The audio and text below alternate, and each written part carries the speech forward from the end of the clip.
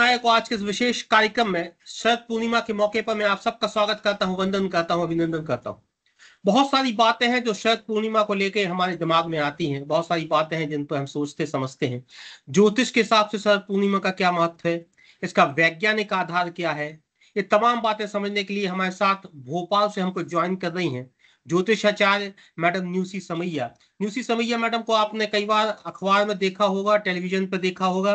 आपके जो प्रिडिक्शंस हैं, चाहे वो कश्मीर में हुआ हो आतंकवादी हमला हो, या उन्होंने इसी शो पर आकर कहा था कि एक नेता की मृत्यु हो सकती है ऊपर से नीचे की तरफ गिरकर, जिसमें विजय रूपाणी जी की मृत्यु हुई, निधन हुआ। इसके बाद न्यूसी समैया जी ने करीब 6 महीने पहले कहा था कि एक बहुत बड़े व्यक्ति का अचानक इस्तीफा होगा, वो जगदीप धनखड़ जी का इस्तीफा हुआ। तो मैडम न्यूसी समैया के जो प्रिडिक्शंस हैं वो बहुत ही लाजवाब और बहुत गजब के होते रहे हैं। न्यूसी समैया जी, आपका स्वागत है चू चू की गप्पों में। हम सब आपको वेलकम करते हैं।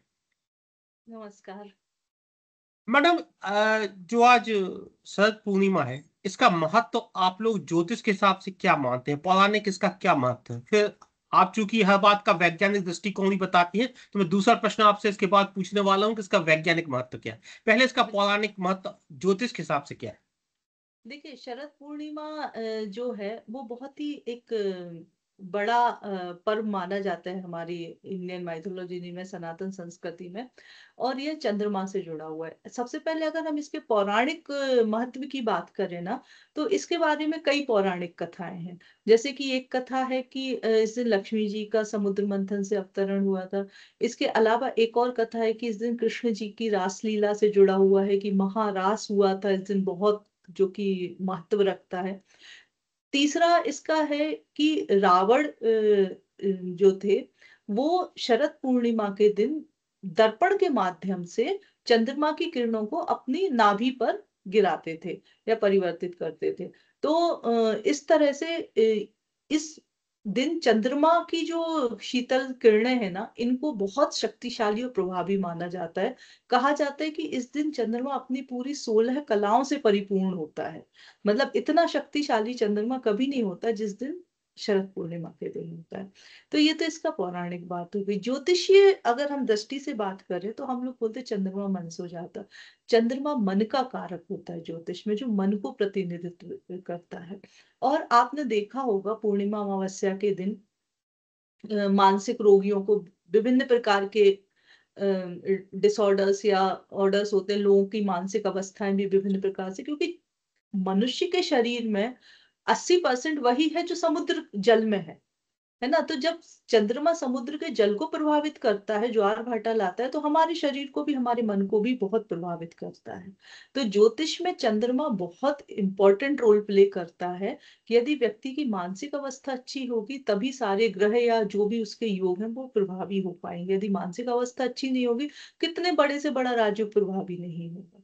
तो चंद्रमा बहुत महत्वपूर्ण होता है ज्योतिषी दृष्टि से। जी मैडम, मैं इससे पहले आपसे अगला सवाल पूछूं, आप हल्का सा शिफ्ट करिए, आप स्क्रीन के बीच में नहीं है। हल्का सा आपको, हाँ अब ठीक है।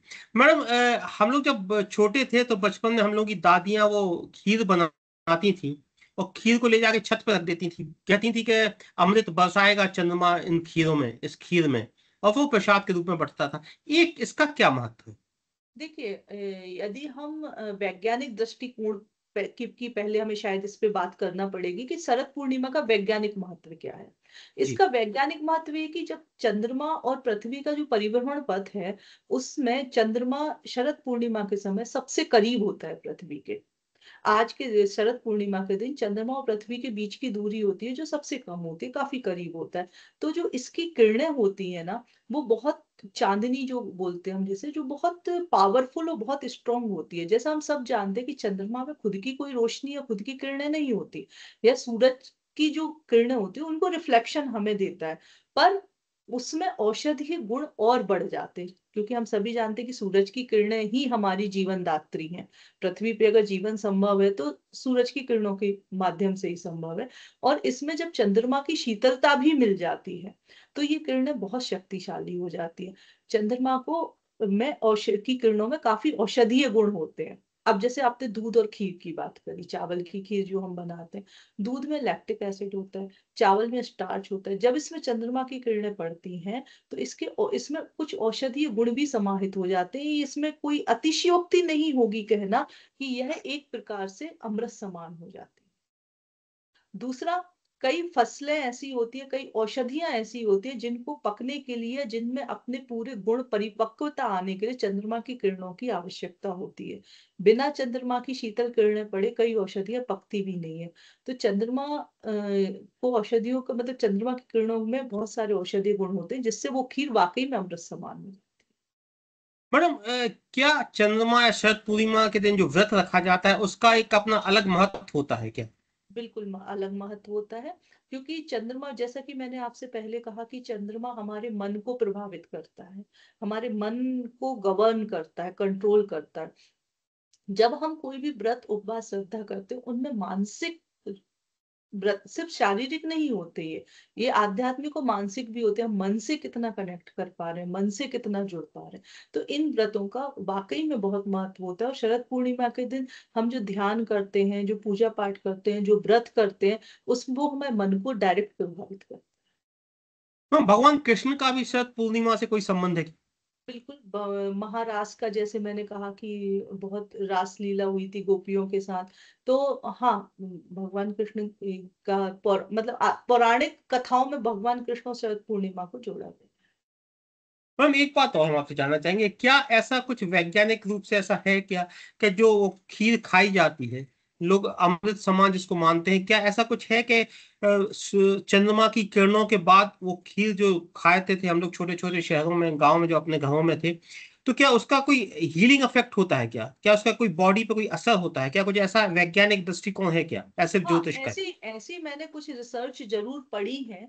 और जो जिनके बारे में उनमें डिटेल में दिया है, जैसे मैंने बहुत छोटे रूप में बताया कि लैक्टिक एसिड होता है, स्टार्च होता है, उसमें जब किरणें पड़ती हैं तो उनका केमिकल रिएक्शन होता है जो कि उनकी गुणवत्ता को और बढ़ा देता है।